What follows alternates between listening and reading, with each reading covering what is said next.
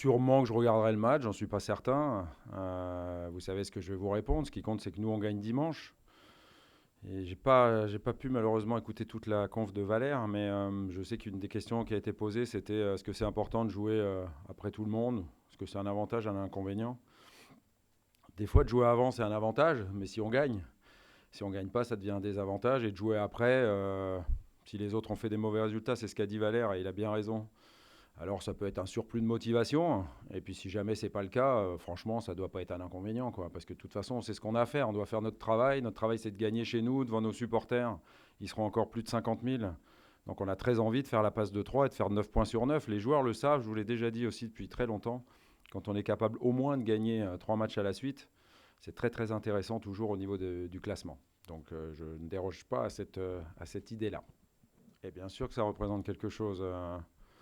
J'en profite pour dire, nombre d'entre vous y étaient, combien j'ai apprécié ce qui a été fait à l'Orange Vélodrome par l'Olympique de Marseille.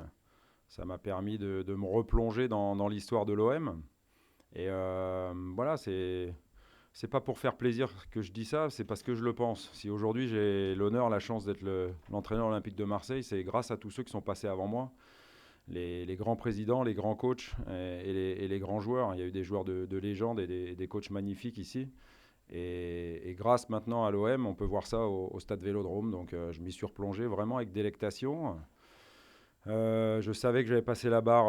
On a tellement joué de matchs de Coupe d'Europe la saison dernière que je savais que j'avais passé la barre descente depuis un moment. Mais effectivement, je ne savais pas qu'en championnat, j'étais à 100 et je ne savais pas les stats. Donc j'espère améliorer encore ces stats, même s'il y a de quoi en être fier quand même. S'il a la bonne idée de... Nous, on veut faire 9 sur 9, puis lui, s'il veut faire 3 sur 3 nombre de buts, il ne faut pas qu'il se gêne.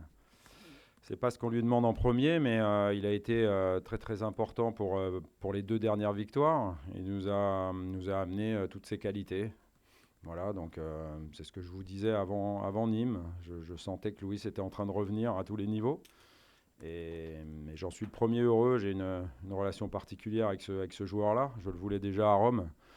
Et, et voilà, il a fait une saison magnifique l'année dernière. Il a, comme tout le monde, été beaucoup moins bien cette saison. Mais il revient au bon moment, je pense. Et on a très très besoin de lui, tant en termes de qualité sur le terrain que de leadership aussi. Non, non, je suis d'accord avec ça, puisque je le souligne moi-même en conf de presse d'après-match et auprès des joueurs surtout. Je disais et je le pense que sur le plan psychologique, il y avait un peu le spectre danger où on menait 2-0, on s'est fait rejoindre de partout.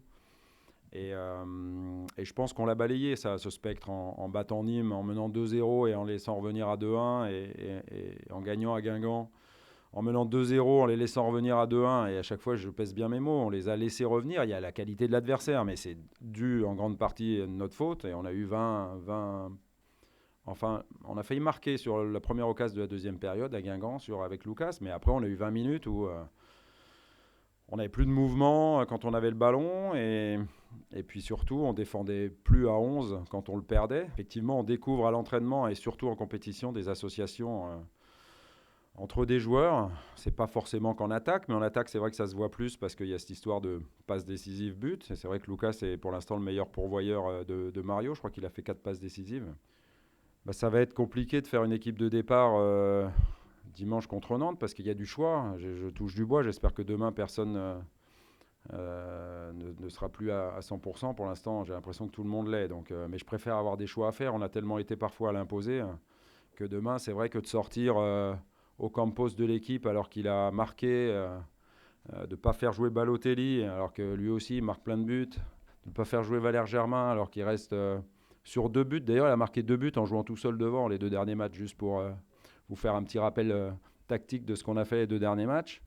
En jouant en 4-2-3-1 avec Dimitri Payet en 10. C'est difficile de sortir Dimitri qui a fait une passe décisive. C'est difficile de sortir Flo Thauvin qui a fait une passe décisive.